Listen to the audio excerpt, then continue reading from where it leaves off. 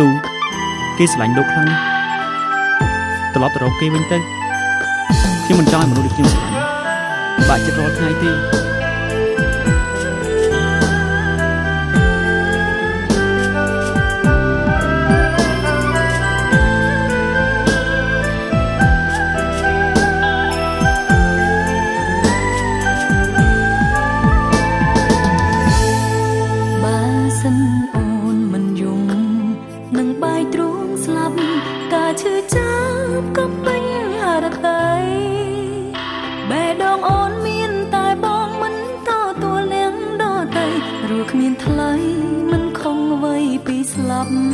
អរគុណព្រំលិខិត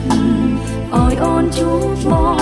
ទោះថ្ងៃនេះរងការឈឺចាប់បងគឺជាមនុស្សដំបងស្រឡាញ់បងដល់ថ្ងៃស្លាប់ទោះឈឺចាប់ក៏មិនចាញ់មេឃដីស្នេហាពេញរបងអូនឲ្យទៅបរោះទីមួយទោះអ្នកក្រោយគេល្អក៏គ្មានបងធ្វើឲ្យអូនស្គាល់ស្នេហាពិតជាអ្វីបើគ្មានថ្លៃក៏អូនមិនមានគេទោះយ៉ាងណាស្នេហាអូនប្រកល់ឲ្យមនុស្សដំបងហេតុអ្វីបងលះបង់អូនឲ្យគេបងនិយាយស្រួលណាស់តើអាចធ្វើបានទេបើចិត្តស្នេហ៍មិនព្រមបាញ់ចំ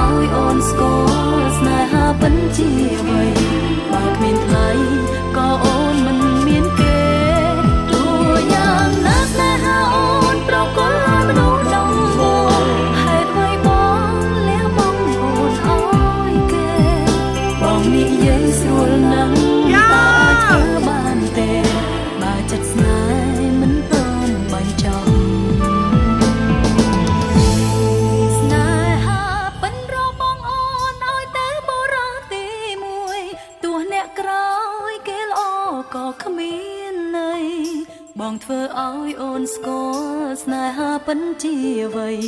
បើគ្មានថ្លៃក៏អូនមិនមានគេទោះយ៉ាងណាស្នេហាអូនប្រកល់ឲ្យមនុស្សដំបងហេតុអ្វីបងលះបង់អូនឲ្យគេបងនិយាយស្រួលណាស់តើអាចធ្វើបានទេបើចិត្តស្នេហ៍មិនព្រមបាញ់ចំបងនិយាយស្រួលណាស់តើអាចធ្វើបានទេបើចិត្តស្នេហ៍មិនព្រមបាញ់ចំ